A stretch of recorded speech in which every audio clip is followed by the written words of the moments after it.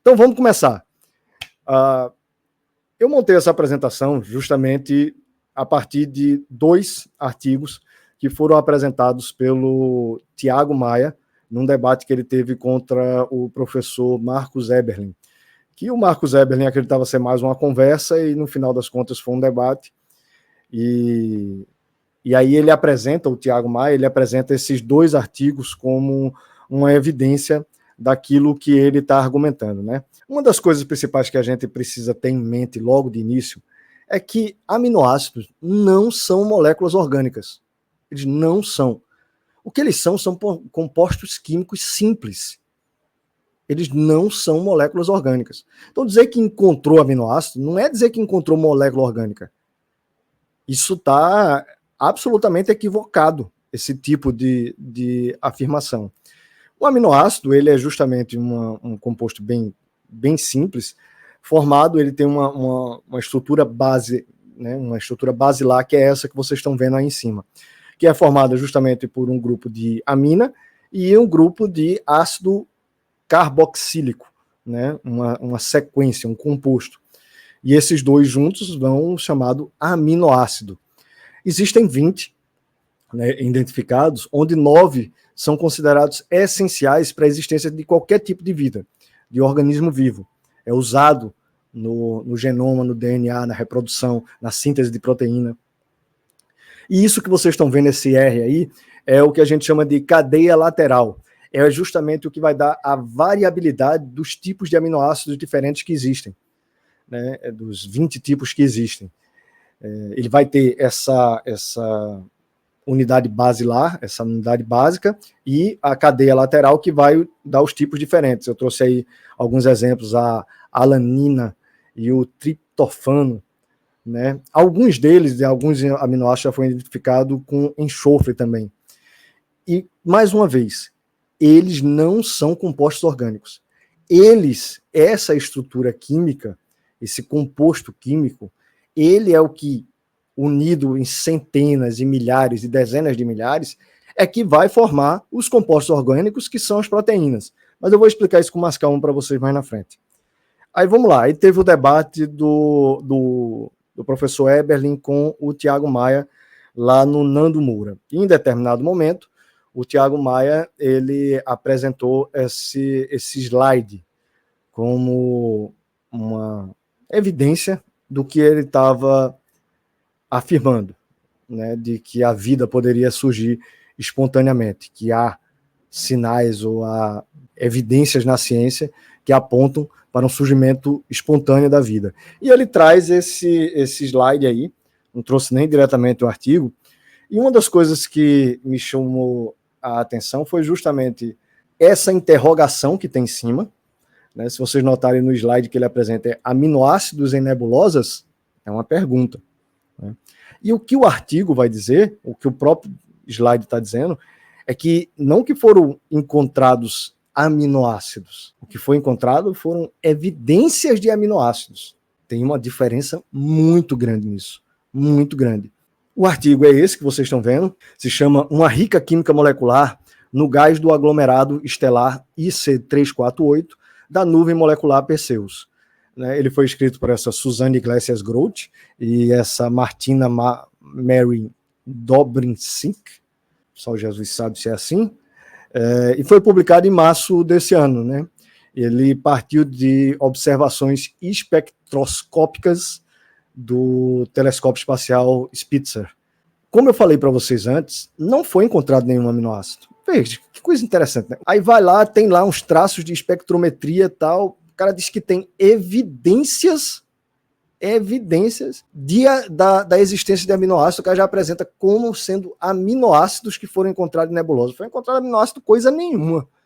As 2 vezes, é um artigo longo pra caramba esse artigo, chato inclusive, é um artigo longo que as 2 vezes onde ele cita aminoácido é quando ele fala de um outro estudo, né, que é esse que vocês estão vendo, essa primeira citação, que ele fala que um ácido orgânico mais simples, que é o mais simples que tem, que é o ácido fórmico, que contém o grupo carboxila, um dos principais grupos funcionais de aminoácidos, foi detectado em regiões de formação estelar de baixa massa.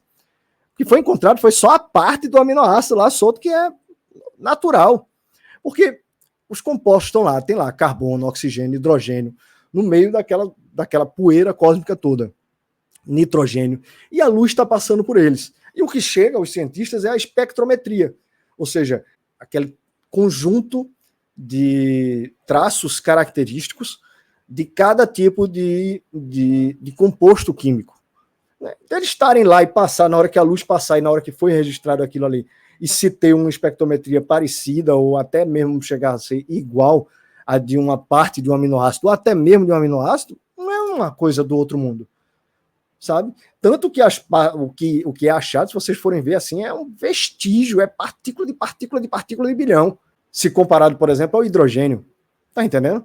Porque o que foi registrado foi a luz passando por compostos. Se aquele composto está ali daquele jeito mesmo, é outra história. E a segunda vez que o artigo fala, esse artigo especificamente fala, é quando ele cita o que realmente foi encontrado nessa nuvem em Perseus, que foi o cianureto de hidrogênio, que é essa coisa super simples que vocês estão vendo aí, que é hidrogênio, carbono e nitrogênio. Eu não sei nem se eu falei antes. O aminoácido basicamente é formado de carbono, nitrogênio, hidrogênio e oxigênio. Eles não encontraram nenhum composto completo. Foi só hidrogênio, carbono e nitrogênio.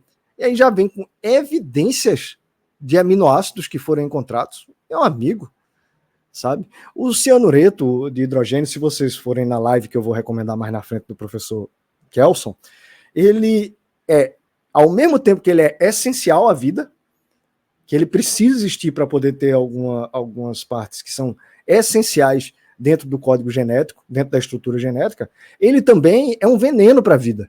Cianureto, se vocês pesquisar no Google, é um veneno. Então ele tem que estar sendo introduzido na composto químico da vida de forma precisa, com design, com inteligência. Não é assim, achei cianureto, achei evidência da vida. Que avacalhação é essa? Sabe? Não achou nem a evidência real do aminoácido. Nem a evidência real do aminoácido, o cara já vai me falando que isso é uma evidência de que vida está em todo lugar no universo. Que viagem, né, cara? Ateu é bicho muito maluco, sinceramente. E o outro artigo, o segundo artigo que foi apresentado, cara, agradeço a quem apresentou esse artigo aí ao Tiago, que o Tiago não foi, mas quem indicou esse artigo ao Tiago, grato aí, eu vou usar esse artigo, cara.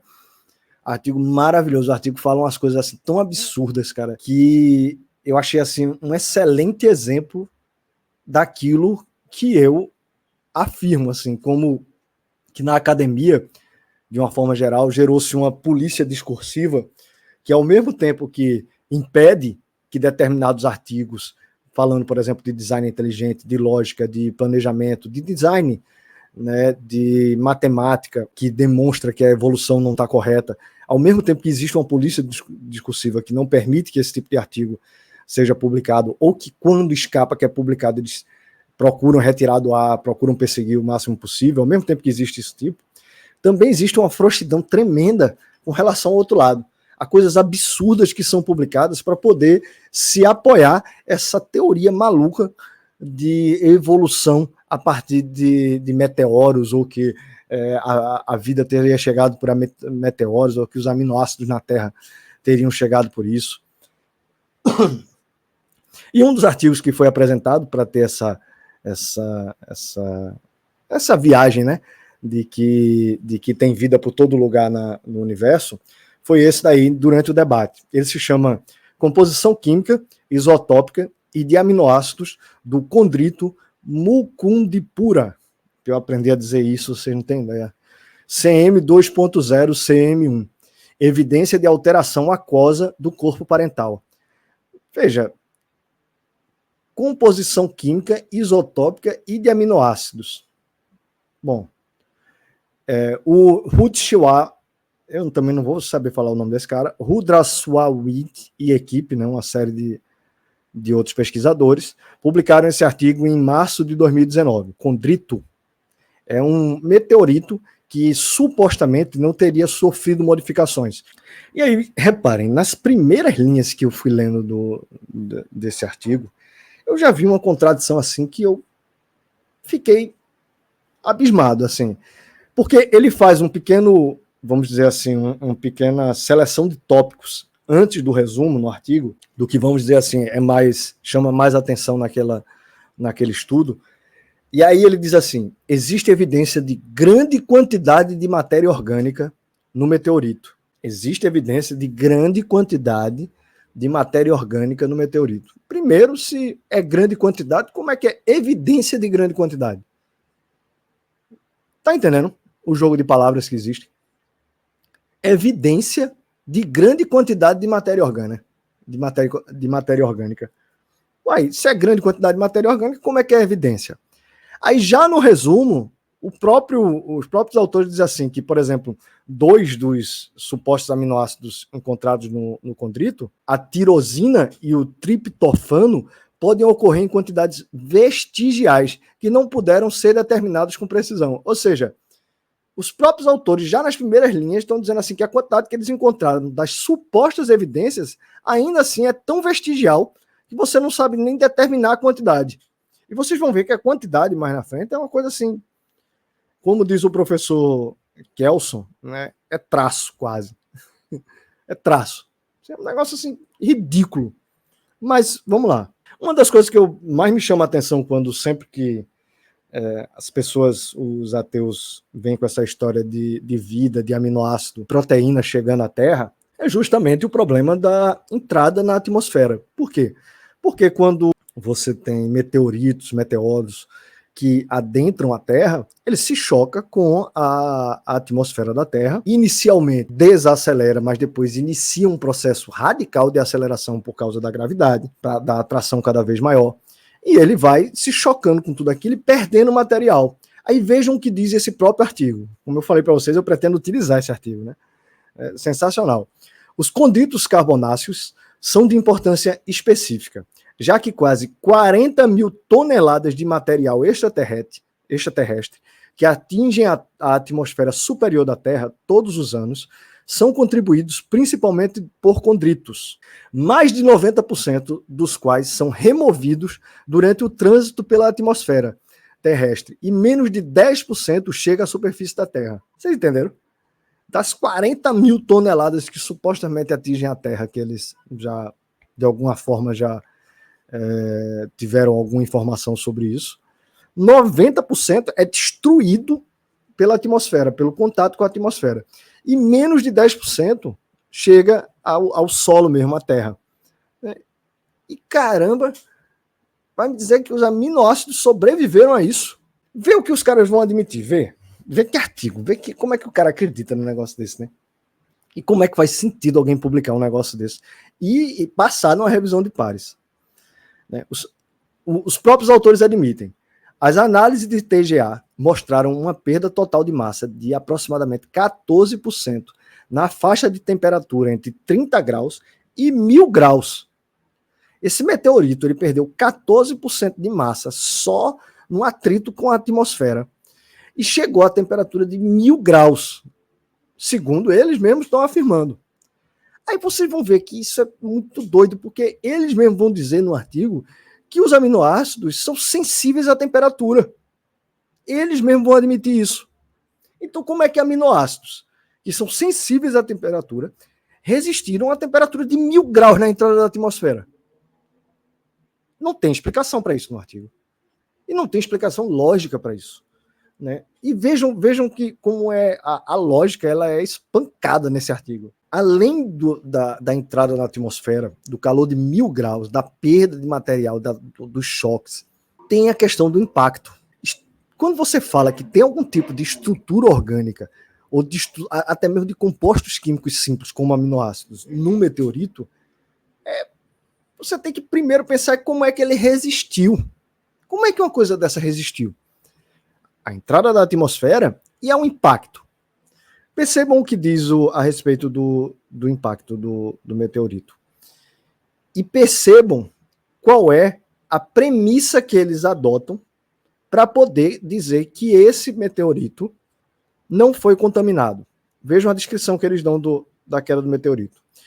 O meteorito caiu em Mucundipura, no dia 6 de junho de 2017, em uma fazenda, um local cheio de material orgânico. A rocha quebrou-se em vários pedaços com o impacto. E os fragmentos foram recuperados imediatamente, poucas horas após a queda. eliminando a possibilidade de qualquer contaminação terrestre significativa. O meteorito, consequentemente, preservou a pureza original. Vê que conversa, doido.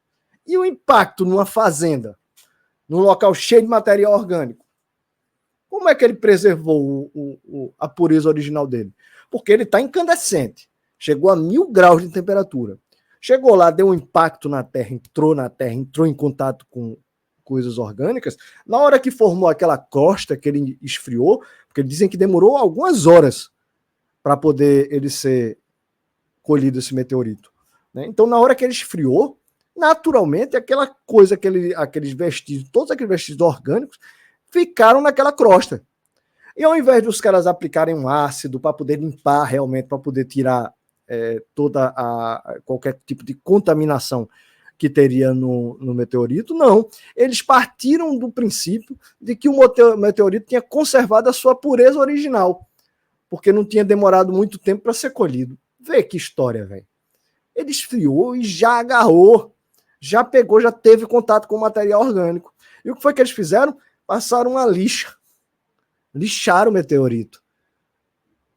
E depois argumentaram que o meteorito não conservou a sua pureza original. Mas isso é um absurdo. Isso é, tecnicamente falando, um absurdo. Como é que o cara chega e fala um negócio desse? Né? E se estava ali na crosta, né, como é que ele resistiu a tudo que aquele passou? Como é que pode ter preservado a sua pureza original?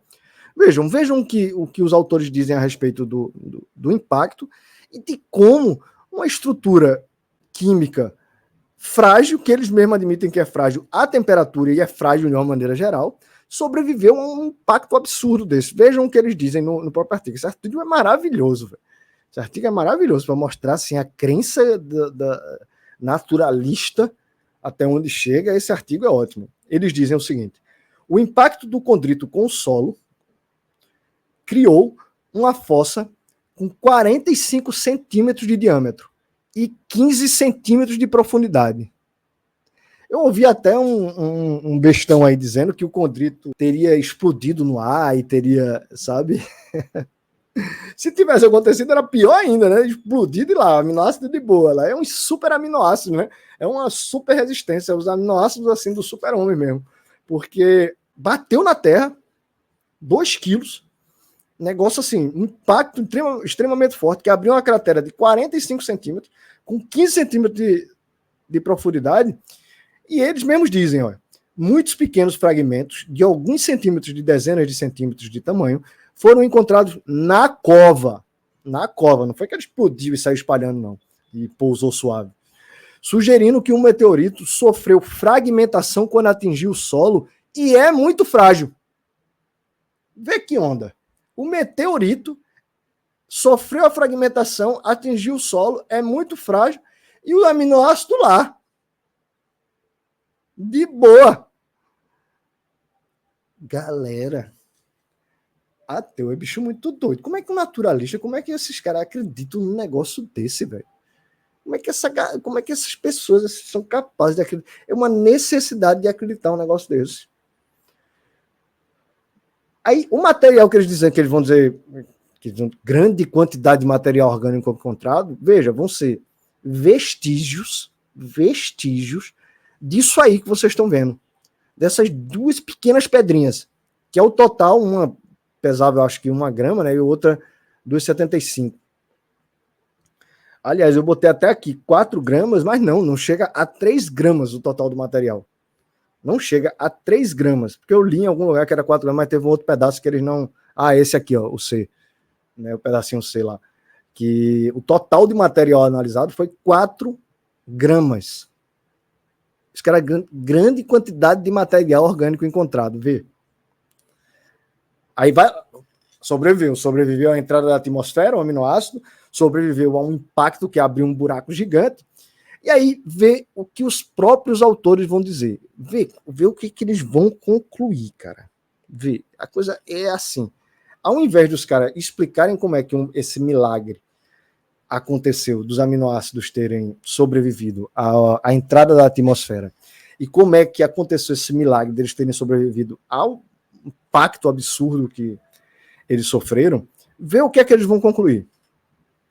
Como vários aminoácidos são sensíveis à temperatura, os aminoácidos são sensíveis à temperatura, a sua presença confirma a natureza suave dos eventos metamórficos pelos quais o corpo passou. Vê só a natureza suave pelas quais o corpo passou, dos eventos metamórficos pelos quais o corpo passou. Os caras acabaram de dizer que o corpo perdeu 14% da massa dele em contato com a atmosfera, chegou a 1000 graus de temperatura, espatifou-se no chão, fez um buraco de 45 centímetros, por 15 de profundidade, passou por natureza suave dos eventos metamórficos. Porque tem aminoácido lá. Qual é a conclusão mais lógica? Não é que esses aminoácidos foram agregados àquele meteorito na hora do impacto. Não. Os caras concluem, não. Tem aminoácido e foi suave a natureza metamórfica. Inclusive o impacto, então foi tudo suave. Que maluquice, velho. Aí eles mesmos admitem, vê. Eu vou inclusive até procurar esse artigo que eles usam de referência para poder bater mais na frente também num debate, alguma coisa que eu for discutir isso aí. O metamorfismo de alta temperatura teria definitivamente destruído os aminoácidos. Eles mesmos escrevem isso no artigo. Entendeu? É para fazer esse jogo. Os caras sabem que não pode ter o que eles dizem que tem encontrado e admitem isso. Mas eles dizem, esta observação sugere que o condrito Munck-Dipura experimentou eventos metamórficos semelhantes ao de outros condritos. Ou seja, não tem nada de especial nisso aí. O que os outros condritos passaram, ele passou. E que raios tem aminoácido nesse daí? Sabe? Que conversa é essa? E não tem, sabe? O que vocês vão ver, além dessa conclusão maluca, que, feito eu falei antes, os caras dizem que perdeu 14% de massa, chegou a 1000 graus, né? Que abriu uma cratera de 45 centímetros por 15 centímetros de profundidade, admitem que os aminoácidos são frágeis e concluem que foi uma natureza suave. Isso é o que a gente chama, meus amigos, de dissonância cognitiva. A informação é uma, e os caras concluem assim, completamente diferente. É uma maluquice um negócio desse. É uma maluquice, é coisa de naturalista até o maluco. Na boa. Aí vê o que foi encontrado, assim, para vocês verem a quantidade absurda, daquelas 4 gramas, né? Daquelas 4 gramas. Os resultados mostraram presença de alta concentração, vê como os caras escrevem, alta concentração de alanina. 1011 partícula por bilhão. O que é que significa? É que a cada 1 bilhão de partículas que tem aquelas 4 gramas, foram encontrados só 1000 dessa alanina. Da serina, 1500, da prolina, 760, da valina, 1957, e tudo ali, vários tipos de aminoácidos, todos eles resistiram. Vê que viagem. Todos eles resistiram, né? Como se estivesse na Terra. Coisas bem pequenas mesmo, essa histamina, por exemplo, 236 partes por bilhão. A cada 1 bilhão de partes, tinha 236 dessa histamina. E os dois principais, seriam os dois principais para a formação da vida, seria a tirosina e o triptofano, né? Eles foram encontrados numa quantidade assim tão absurdamente pequena que não puderam sequer ser determinados no espectrômetro. Aí eles dizem novamente, suas concentrações em Munck-Dipura são semelhantes às encontradas em outros condritos. E por que a galera não fica anunciando por aí que encontrou aminoácido se é encontrado essas mesmas coisas que eles encontraram em outros condritos? Sabe por que esse daí é especial, se é a mesma coisa dos outros? Que viagem. Sabe, mais maluco do que esse artigo que foi apresentado, cara, para mim, só esse que foi apresentado na live sensacional aí do professor Kelson. Quem não viu ainda, vá, que é justamente os meteoros, a última esperança dos evolucionistas. E a gente fala justamente disso. E a gente fala que existem tantos furos, tantos buracos, assim, impossíveis de serem preenchidos naturalmente pela química natural da Terra, que precisa se apelar para fora do planeta, jogar o problema para fora. Vocês vão ver que isso não funciona. Vão nessas lives, uma live muito boa, agradeço muito ao professor Kelson. O professor Kelson Mota é um professor de química, sabe, da Universidade Federal de Manaus, do Amazonas. Há 30 anos, há mais de 30 anos que ele leciona química lá, sabe, um homem, assim, extremamente gabaritado. A live dele foi sensacional, vão lá, deu essa força. E aí o que eu ia falar, né, é que mais maluco do que esse artigo que foi apresentado lá pelo Tiago no debate com o professor Eberlin, é esse que foi apresentado pelo o professor Kelson como exemplo da maluquice dos ateus, né, que esse problema do aquecimento, do impacto do meteorito, é um problema central de se acreditar que algum tipo de material orgânico chegou via extraterrestre. E aí, os caras, no desespero de apresentar algum tipo de resposta, foi publicado esse artigo, só foi publicado essa porcaria mesmo, por um único cara, conseguiu passar pela revisão de pares, né, que é chamado de meteoroides, uma cápsula de pouso para panspermia. Meteoroides são meteoritos assim que não chegam a 1 centímetro, a 2 centímetros de tamanho. São pequenas pedrinhas mesmo, assim, um negócio ridiculamente pequeno. Né? E aí ele coloca como se fosse uma cápsula de pouso para os aminoácidos terem chegado aqui na vida. E vê que maluquice esse cara vai alegar nesse artigo, cara. Eu super indico assim, as pessoas irem lá para vocês verem assim, o que coisas absurdas podem ser publicadas se for defendendo a teoria da evolução. Esse cara vai defender que essas pequenas pedrinhas elas desaceleraram tanto quando entraram na atmosfera, que elas conservaram uma temperatura de 32 graus. No máximo 32 graus. Perfeito para poder conservar, supostamente, compostos orgânicos. Né? Perfeito. 32, não passou de 32 graus. Ela desacelerou. Como disse o professor Carlos, assim, essas pedrinhas, esses meteoroides, né, eles pousaram. Eles não caíram na Terra, eles pousaram na Terra. Galera, é muito doida. Sei não. E meus amigos, vejam bem. Jogar o problema dos aminoácidos para fora não resolve. Não resolve. Não é indício de vida coisíssima nenhuma. Primeiro que para ter os aminoácidos, para os aminoácidos se manter, é preciso eles estarem em ambiente aquoso, com o pH correto. E veja, o pH ideal, correto, para que não haja hidrólise, para que o aminoácido não se desfaça, ele é diferente para cada tipo de aminoácido, porque depende do que a gente chama dos grupos laterais, se é muito ácido, se é muito básico. Então, o pH vai depender, tanto que tem locais que tem pHs diferentes dentro do corpo, porque o aminoácido que é específico para aquele local depende de um pH diferente. Tá entendendo? Se vocês notarem, né, aquele famoso experimento de Stanley Miller, que não comprovou que a vida não pode ter surgido espontaneamente, porque a experiência de Uri Miller comprovou foi que a vida não pode ter surgido espontaneamente, né? E todas as outras experiências que foram feitas em laboratório é isso que comprovam, que a vida não pode ter surgido. Por quê? Eles chegam ou fazem algum tipo de controle para poder surgir espontaneamente 5 aminoácidos, 6 tipos de aminoácidos e rapidamente retirar dali, porque, feito eu falei para vocês, o pH precisa ser específico para o tipo de aminoácido. Então, quando surge algum aminoácido, ele tem que rapidamente retirar e colocar na solução que vai manter aquele aminoácido por algum tempo, que não é indefinido, inclusive. E os experimentos, tudo que eles fazem é comprovar isso, porque mesmo que você juntasse todos os aminoácidos num local só, você não teria proteína. Eu vou mostrar para vocês. Né? E teria que haver, para haver alguma possibilidade, não é para haver a vida mesmo ela aparecer, para haver alguma possibilidade da vida, teria que estar esses 9 aminoácidos juntos. Só que o problema maior nesse ponto, porque o problema maior é a informação que vocês vão ver.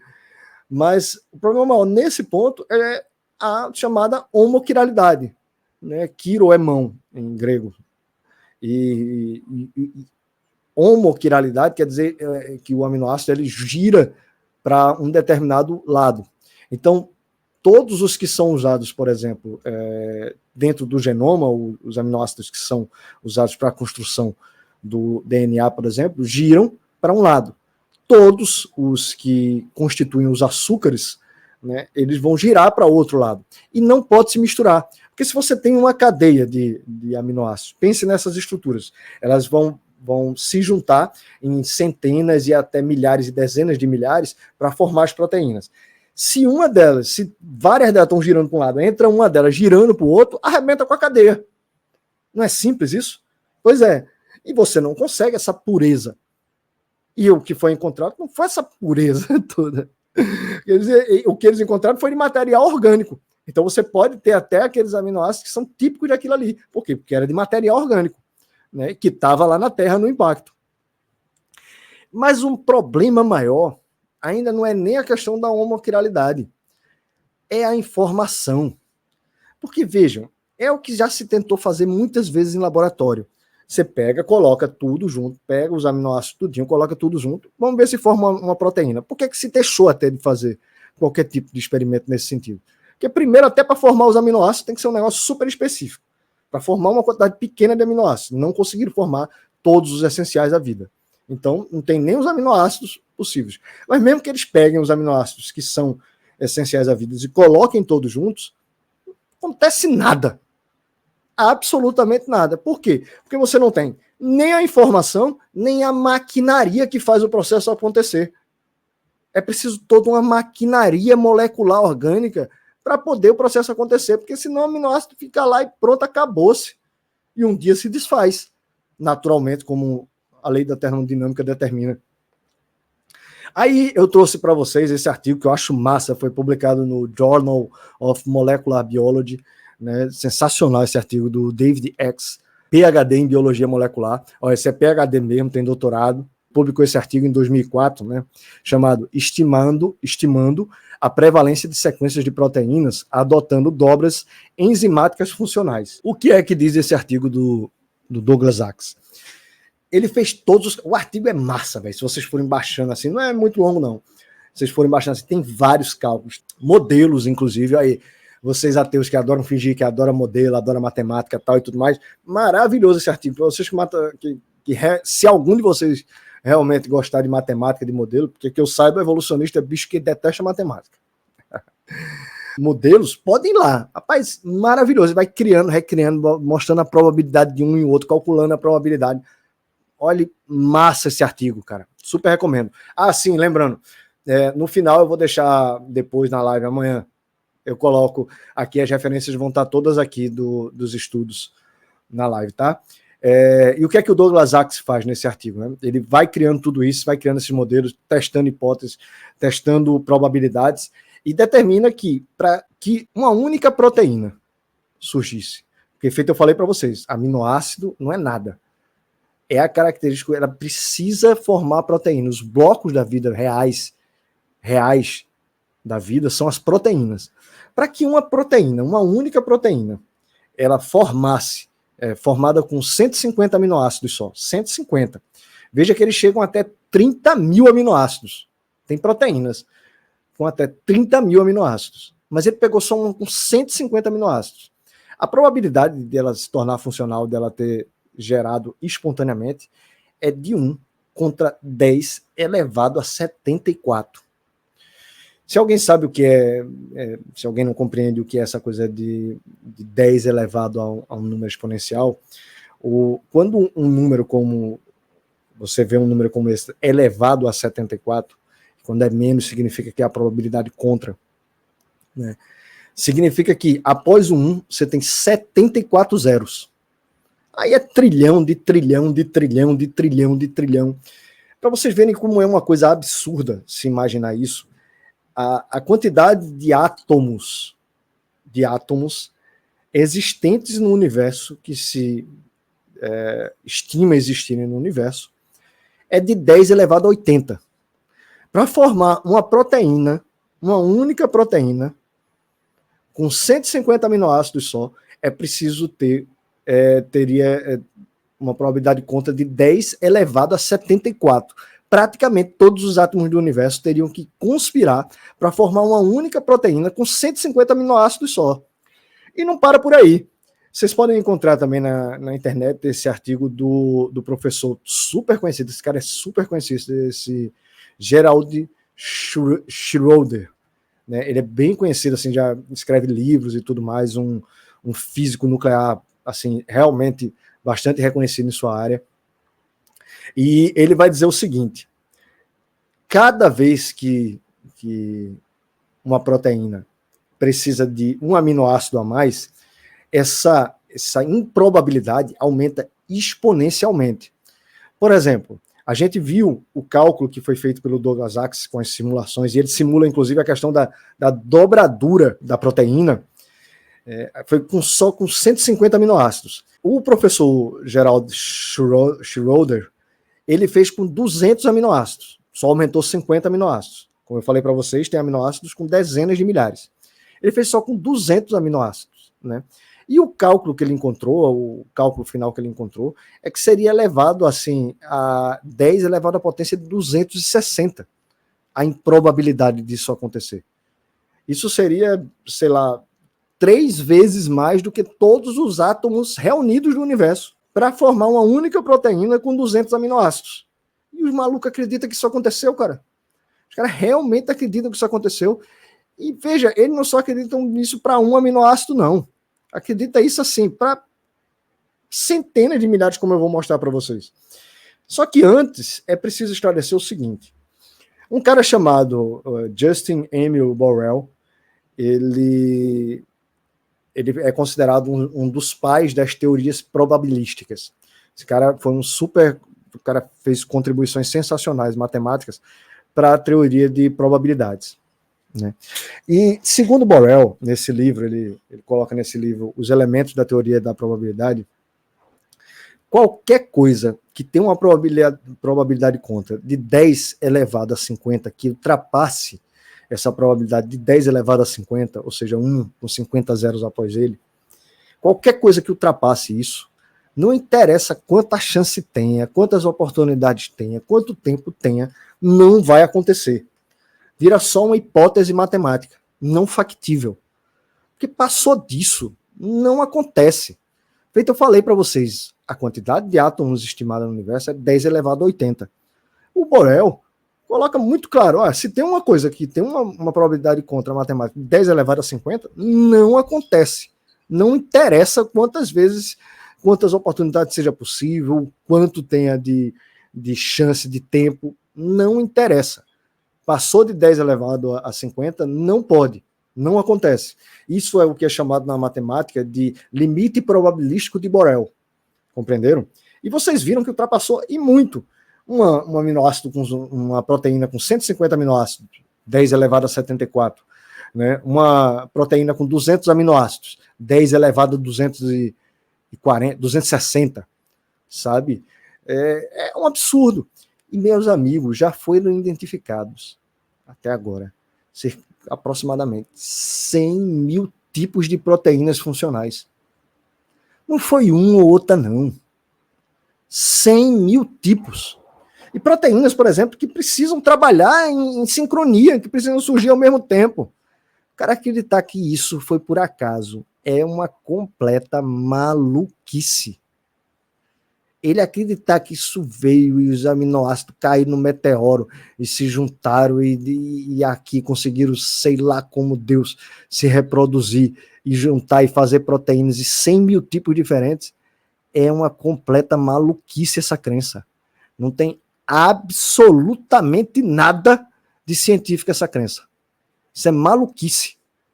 Né? Alguns desses aminoácidos, feito eu falei para vocês, tem dezenas de milhares. Eu já vi aminoácido que eu me lembro, já tinha mais de 30 mil aminoácidos, a cadeia que ele precisava para se tornar funcional. E cada aminoácido aumenta exponencialmente esse número. Quer dizer, é impossível, literalmente, matematicamente, como eu mostrei para vocês, que tenha surgido dessa forma, que a vida tenha surgido dessa forma. Né? Que a origem da vida seja essa. A proteína tem umas horas 100 mil tipos diferentes, cada uma com especificidade. E feito eu mostrei no debate com o Gambiarra, né? São máquinas trabalhando. Elas literalmente trabalham como máquinas. Vejam, por exemplo, né? Vamos dizer que tá tudo, realmente, chegou esse aminoácido tudo, tá uma quantidade absurda de aminoácido, de material orgânico, em condrito, tal, nessas viagens lá dos ateus. Vamos imaginar que isso aconteceu. Sem informação, não é nada. Nada. Não pode ser nem considerado molécula orgânica, feita eu mostrei para vocês. Molécula orgânica é proteína. Né? Sem informação não é nada, porque é a informação que realmente vai ser absolutamente essencial para construir as proteínas. E também toda a maquinaria envolvida nisso. Ou seja, RNA mensageiro, RNA transportador para trazer o aminoácido, porque o aminoácido não fica passeando por aí se juntando à toa, né? O RNA, o ribossômico, para poder construir. Sem essas coisas, né, não tem como isso ser construído, não tem como proteína ser construída. Tanto que sempre que você pergunta, e aí, quando foi que proteína surgiu em laboratório? Quando foi que surgiu espontaneamente proteína? Nunca a resposta foi positiva e nunca será. Porque não tem como. Os caras nem gastam dinheiro com isso. Sabe? Vai fazer o quê? Vai tentar construir uma proteína naturalmente? Não vai gastar dinheiro com isso, não. Porque não vai. É preciso ter informação. Proteína não se constrói a conjunção de aminoácido aleatoriamente, não. Isso é uma maluquice. Né? Percebam como o aminoácido é utilizado e que sem a informação não tem para onde ele se formar proteína. Sabe? Sem a informação, o aminoácido não é nada. Nada, absolutamente nada. Percebam por quê. Vou virar aqui o microfone para vocês escutarem. Protein factories in the cytoplasm, called ribosomes, bind to the messenger RNA. The ribosome reads the code in the messenger RNA to produce a chain made up of amino acids. O aminoácido aí, ó, é isso aí. There are 20 different types of amino acid. Transfer RNA molecules carry the amino acids to the ribosome. The messenger RNA is read 3 bases at a time. As each triplet is read, a transfer RNA delivers the corresponding amino acid. This is added to a growing chain of amino acids. Once the last amino acid has been added, the chain folds into a complex 3D shape to form the protein. Vocês percebem que ainda no final, além da informação, ainda tem essa questão do envelopamento, ou seja, da estrutura tridimensional que precisa ter a proteína. Não é essa avacalhação de tem aminoácido, tem proteína, tem vida, não. Isso é uma maluquice. Como eu falei para vocês, está aí algumas das referências, eu vou deixar tudo aqui, né?